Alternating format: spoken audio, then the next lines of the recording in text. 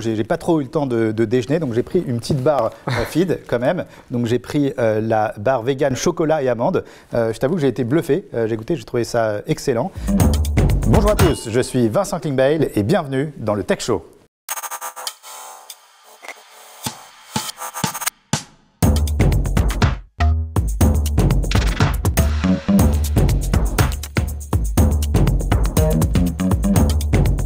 C'est un immense plaisir de vous retrouver chaque mois pour le Tech Show. Alors je voulais tout d'abord vous remercier pour votre fidélité. Vous êtes de plus en plus nombreux à nous suivre sur les réseaux sociaux, plusieurs centaines de milliers à liker, à partager nos vidéos.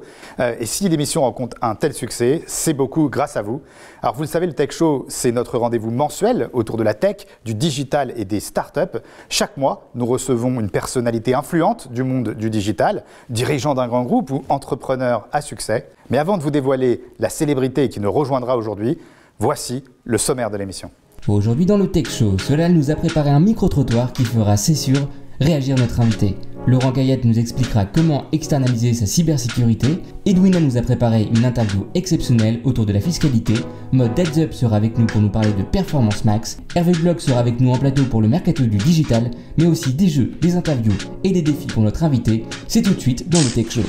L'histoire de mon invité aujourd'hui est une véritable success story à la française. Originaire d'un milieu plutôt modeste, il a su peu à peu se faire une place parmi les entrepreneurs les plus flamboyants de sa génération.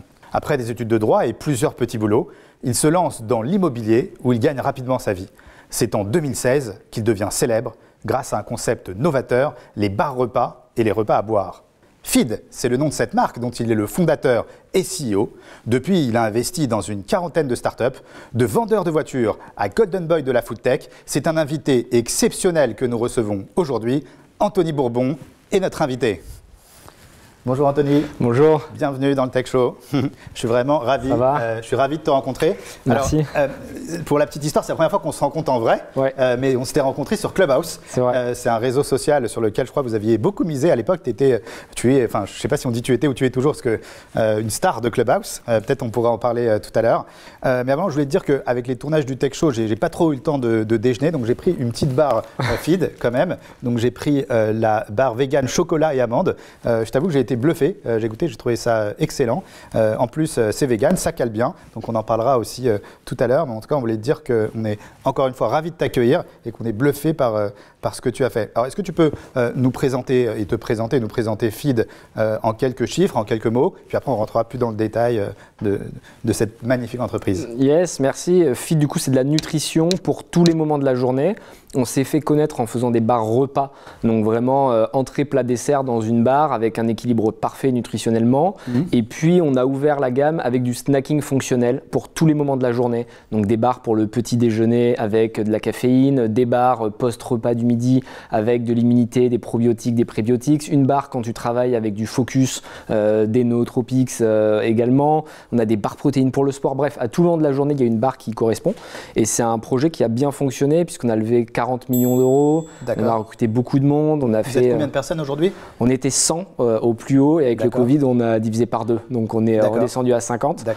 On a réinventé le modèle, toujours voir le verre à moitié plein, même quand c'est compliqué.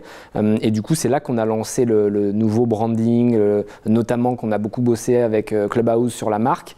Donc on a essayé de se réinventer pendant ce Covid. Et puis au bout de la 3e année, on faisait quand même 10 millions d'euros de chiffre d'affaires, plus de 10 millions. Donc on est dans une voie qui déroule, mais c'est vrai qu'il y a eu différentes étapes. Et là, post-Covid, ça repart fort? Ouais, post-Covid, ça repart fort, mais ça a été long. Pendant 2 ans, il y a eu vraiment un plateau. Et c'était compliqué de réussir à garder de la motivation, à garder les équipes impliquées.